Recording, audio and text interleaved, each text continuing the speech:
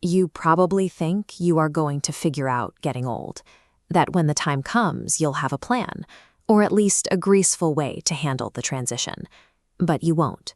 You are going to stumble into it completely unprepared for what your own body and your own world are about to do to you. I spent 38 years working as a hospice nurse.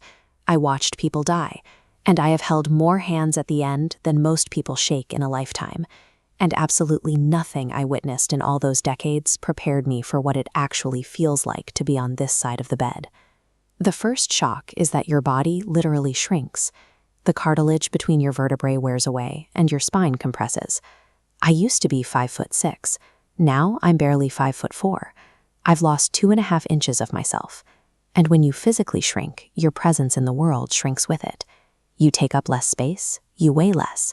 You become incredibly easy to move aside, or just forget entirely. Then comes the fear of your own floor. If you take a bad fall, the terror of it happening again controls your life. You tense up. You stop walking naturally. You shuffle across the room and grip the counter just to feel secure.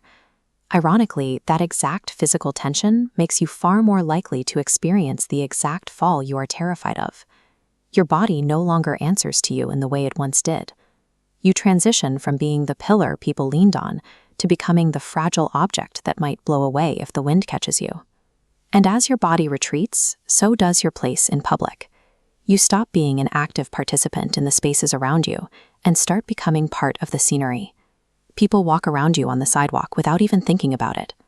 I was standing at the pharmacy recently, prescription in hand, waiting my turn. The young man behind the register looked right through me, like I was a piece of furniture, and locked eyes with a woman in her 40s who had walked up behind me. The world that used to value you, desire you, or fear you, eventually just stopped seeing you at all. This visualization tracks how women experience public life as they age. Look at the figures fading out. Surveys show that 70% of older women report feeling completely invisible to the rest of society. They don't just feel ignored. They feel like they have ceased to register in human vision. You are physically present, yet the world treats you as if you've already left.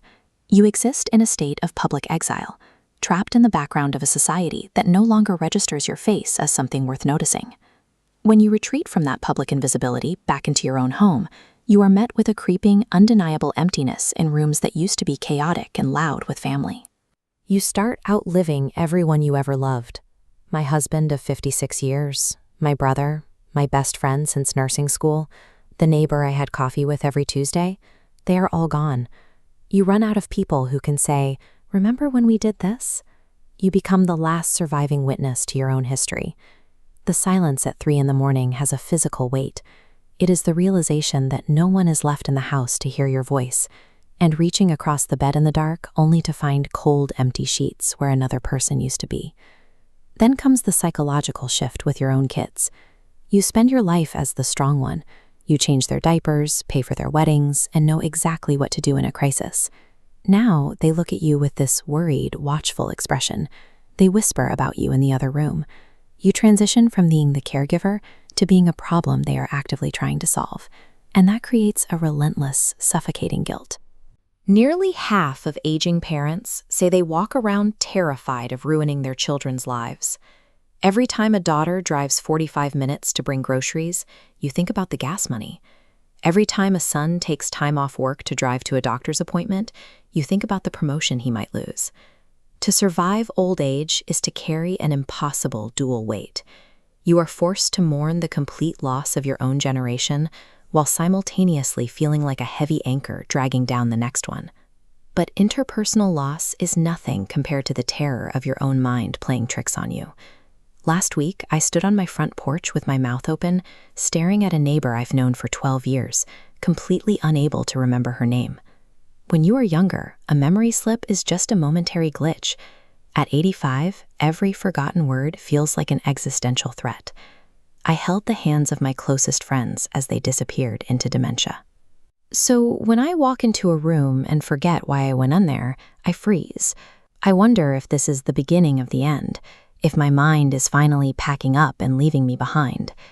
To fight back against that loss of control, you start planning your own exit. I have my living will finalized. I have my do not resuscitate order signed. I've written letters for my grandchildren to open after I'm gone, and I've already picked out the exact blue dress I want to be cremated in. I am not afraid of the end. I am afraid of the process. I have seen what happens when a person becomes a body in a bed instead of a person with a story. I smoothed out that blue dress and signed my DNR because I want to be the one who decides when the narrative is over. When your body begins to fail, when society stops looking at you, and when your own memory starts to betray you, dictating the exact terms of your own death becomes the ultimate, necessary act of preserving your human dignity. But here is the secret they don't tell you. There is a shift that happens when you finally exhaust all that fear and just accept the reality. You let go of the struggle, and you find yourself left with something else entirely. Eventually, you run out of the energy required to stay terrified. You spend decades fighting the decline, trying to remember every name and steady every step, until the sheer exhaustion of the struggle forces you to let go. In that surrender, you find a very specific, quiet clarity. The mechanics of this liberation are incredibly simple. Your anxieties evaporate. I don't worry about my career because I don't have one.